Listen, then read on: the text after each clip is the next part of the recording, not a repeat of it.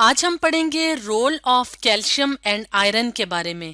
تو اگر ہم بات کریں کیلشیم اور آئرن کی کہ یہ کون سے ایلیمنٹس ہوتے ہیں تو یہ منرلز ہیں.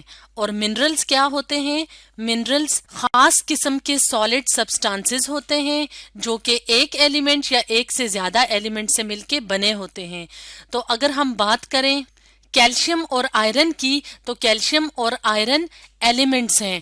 اور اگر ہم اپنی ڈیلی کی ڈائٹ میں بات کریں تو یہ کیا ہیں؟ انہیں منرلز کہا جاتا ہے اور یہ ہماری باڈی میں بہت خاص قسم کے فنکشنز پرفارم کرتے ہیں. تو سب سے پہلے ہم بات کرتے ہیں کیلشیم کی. تو اگر ہم بات کریں کیلشیم کی تو کیلشیم ہماری باڈی کا سب سے ایبنڈنٹ منرل ہے، یعنی سب سے زیادہ کوانٹٹی میں پایا جانے والا منرل ہے. اور اگر ہم بات کریں کہ یہ ایبنڈنٹ منرل ہے اور ہماری باڈی میں کہاں پہ پایا جاتا ہے تو ہماری باڈی کے اندر جو بونز موجود ہوتی ہیں جس میں کہ ٹیتھ بھی شامل ہیں تو ان میں کیا چیز شامل ہوتی ہے؟ کون سا منرل شامل ہوتا ہے؟ کیلشیم. تو اس طرح سے کیلشیم ہماری بونز کو مینٹین بھی رکھتا ہے اور اسٹرانگ بھی بناتا ہے. اور ہماری باڈی میں جو ٹوٹل کیلشیم پائی جاتی ہے اس کا جو 99% حصہ ہے وہ ہماری بونز اور ہمارے ٹیتھ میں پایا جاتا ہے. یعنی ہماری بونز کو ہیلدی رکھنے کے لیے اور ان کو اسٹرانگ بنانے کے لیے ہماری باڈی کے اندر کیلشیم کی ایک خاص مقدار کا ہونا بہت ضروری ہوتا ہے. اس کے علاوہ کیلشیم کیا کام کرتا ہے؟ کیلشیم کمیونیکیٹ کرتا ہے، یعنی کمیونیکیشن میں مدد دیتا ہے برین اور باڈی کے دوسرے پارٹس کے درمیان. تو ہمارے برین یعنی ہمارے دماغ اور جو باڈی کے باقی کے جو پارٹس ہیں ان کے درمیان جو رابطہ ہوتا ہے اس کو ہیلدی رکھنے میں کیلشیم کا بہت امپورٹنٹ رول ہے. اس کے علاوہ اگر امپورٹنٹ فنکشنز کی بات کریں کہ کیلشیم کی مدد سے ہماری باڈی کے اندر کون کون سے فنکشنز پرفارم ہوتے ہیں تو یہ مدد کرتا ہے مسلز کی کانٹریکشن میں، یعنی جو ہمارے پٹھے ہوتے ہیں ان کے سکڑنے میں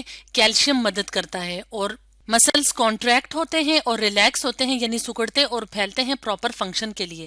اگر ہم اس ڈائیگرام کی مدد سے دیکھیں تو یہ ریڈش سا جو کلر نظر آ رہا ہے، جو سٹرکچر نظر آ رہا ہے، یہ کیا ہے؟ یہ ہمارے پٹھے ہیں، یعنی جو ہماری بونز کے اوپر واقع ہوتے ہیں جنہیں مسلز کہا جاتا ہے. تو ان کی کانٹریکشن میں کیلشیم ہیلپ کرتا ہے.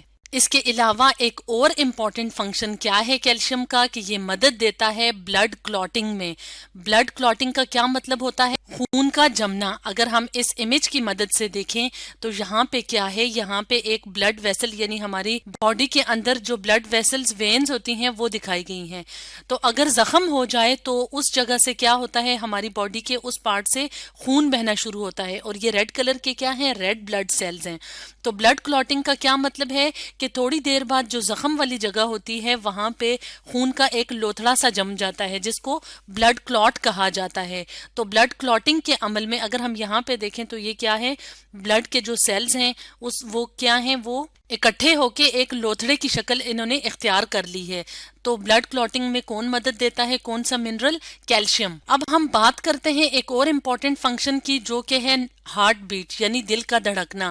تو کیلشیم کی مدد سے جو ہماری ہارٹ بیٹ ہوتی ہے وہ نارمل رہتی ہے. ہارٹ بیٹ یعنی دل جو دھڑکتا ہے. تو ہارٹ بیٹ کو نارمل رکھنے میں کیلشیم اپنا بہت امپورٹنٹ رول پلے کرتا ہے. اب اگر ہم بات کریں سورسز کی کہ کیلشیم کے سورسز کون سے ہیں، یعنی جو ہم ڈیلی روٹین میں کیلشیم حاصل کرتے ہیں اس کے ذریعے کون سے ہیں. جیسے کہ ہم نے ویڈیو کے سٹارٹ میں بتایا تھا کہ کیلشیم کیا ہے؟ ایک منرل ہے.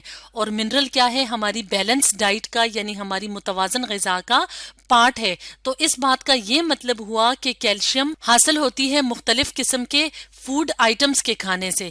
تو اگر ہم کچھ امپورٹنٹ سورسز کی بات کریں تو اس کے کچھ امپورٹنٹ سورسز ہیں ملک یعنی دودھ، چیز جس کو پنیر بھی کہا جاتا ہے، اس کے علاوہ یوگرٹ یعنی دہی، بینز جسے لوبیا بھی کہا جاتا ہے، اس کے علاوہ ایلمنڈز یعنی بادام، فگز یعنی انجیر اور سپینچ یعنی پالک. تو ہم سورسز آف کیلشیم کو ایک امیج کی مدد سے بھی دیکھ لیتے ہیں، جیسے کہ ہمیں یہاں پہ مختلف قسم کے فوڈ آئٹمز نظر آ رہے ہیں. تو ان سارے اس طرح کے فوڈ اپنی ڈیلی کی ڈائٹ میں کھانے سے کیلشیم حاصل ہوتی ہے. جیسے کہ اگر ہم یہاں پہ دیکھیں بینز نظر آ رہے ہیں، یہ چیز ہے، اس کے علاوہ یہاں پہ ایلمنڈز ہیں، ملک ہے، और स्पिनच वगैरह हैं। तो इस तरह के फूड खाने से हमें कैल्शियम मिलती है। अब हम बात करते हैं डेफिशिएंसी की, कि अगर हमारी जो हम डेली की डाइट खाते हैं या जो हम खुराक खाते हैं उसमें कैल्शियम ना हो तो या बहुत कम हो तो हमारी बॉडी के अंदर कैल्शियम की कमी हो जाती है, यानी डेफिशिएंसी हो जाती है। कैल्शियम की डेफिशिएंसी से एक डिजीज होती है जिसको कहा जाता है ऑस्टियोपोरोसिस।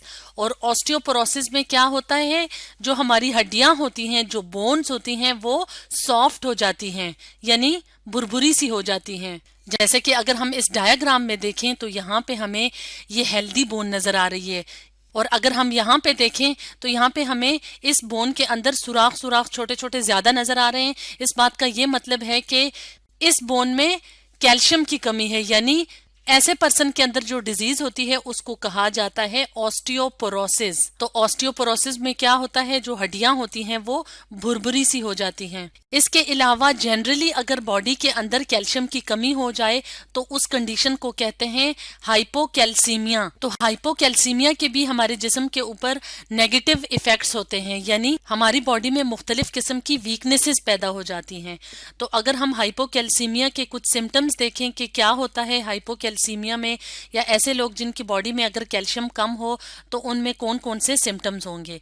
तो सबसे पहले हम बात करते हैं कंफ्यूजन या मेमोरी लॉस की, यानी यादाश्त कमजोर हो जाती है या यादाश्त चली जाती है। इसके अलावा डिप्रेशन होता है, यानी जहनी तनाव होता है। इसके अलावा मसल क्रैम्प्स होते हैं, यानी जो हमारे पट्टे हैं, मसल्स हैं, उनमें दर्द होता है। इसके अलावा जो नाखून होते हैं, जो हमारे नेल्स होते हैं, वो वीक एंड ब्रिटल हो जाते। ब्रिटल का मतलब होता है टूटना, यानी भुरभुरे से हो जाते हैं। तो नेल्स जो हैं वो इस तरह के हो जाते हैं कैल्शियम की कमी की वजह से। इसके अलावा जो हमारी बॉडी के अंदर जो बोन्स होती हैं वो कैल्शियम से मिलके बनती हैं, और अगर कैल्शियम कम हो जाए तो जो बोन्स हैं वो इजीली फ्रैक्चर हो सकती हैं, यानी जल्दी टूट सकती हैं। जैसे कि अगर हम इस इमेज में देखें तो यहाँ पे हमें ये नॉर्मल बोन नजर आ रही है, और ये क्या है, ये मुख्तलिफ किस्म की बोन्स हैं जो मुख्तलिफ जगहों से फ्रैक्चर हुई हुई हैं, यानी टूटी हुई हैं।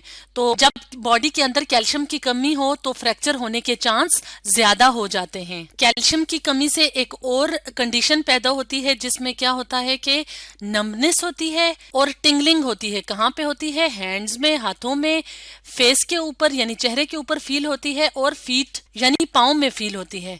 नमनेस का क्या मतलब होता है, नमनेस का मतलब होता है सुन्न हो जाना, और टिंगलिंग का मतलब होता है जैसे सुइयां चुभती हुई महसूस होती हैं। जैसे कि अगर हम इस इमेज में देखें तो यहाँ पे हैंड्स में ये कंडीशन बताई हुई है कि हाथों में सुइयां चुभती हुई महसूस हो रही हैं। इस तरह के पेशेंट्स को जिनमें कैल्शियम की कमी होती है या हाइपोकैल्सीमिया की कंडीशन होती है, और हाथ सुन्न हो जाते हैं, यानी नमनेस की कंडीशन पैदा हो जाती है। तो इसलिए हमारी जो प्रॉपर डाइट है उसके अंदर कैल्शियम का होना बहुत जरूरी है, क्योंकि कैल्शियम की मदद से हमारी बॉडी के अंदर बहुत अच्छे और इम्पॉर्टेंट फंक्शंस परफॉर्म होते हैं। अब हम बात करते हैं एक और मिनरल की जिसका नाम है आयरन, के आयरन का हमारी बॉडी के अंदर क्या रोल है। तो आयरन क्या है, जैसे कि हमने वीडियो के स्टार्ट में बताया था, एक मिनरल है, और मिनरल क्या है, हमारी बैलेंस डाइट का एक बहुत इम्पोर्टेंट पार्ट है। अब हमारी बॉडी के अंदर जो आयरन मौजूद होती है उसका तकरीबन 70% हिस्सा यानी 70% हिस्सा जो होता है वो दो तरह के मॉलिक्यूल्स में पाया जाता है।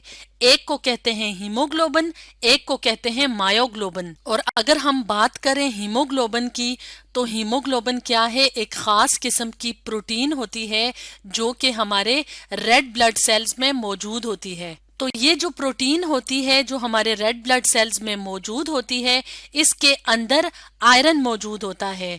अगर हम यहाँ पे डायग्राम में देखें तो हमें यहाँ पे एक रेड ब्लड सेल नजर आ रहा है।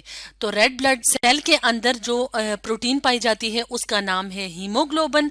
और अगर हम इस हीमोग्लोबिन के मॉलिक्यूल को देखें तो इसके अंदर हमें ये जो डॉट डॉट से नजर आ रहे हैं ये क्या है, ये आयरन के एटम्स हैं।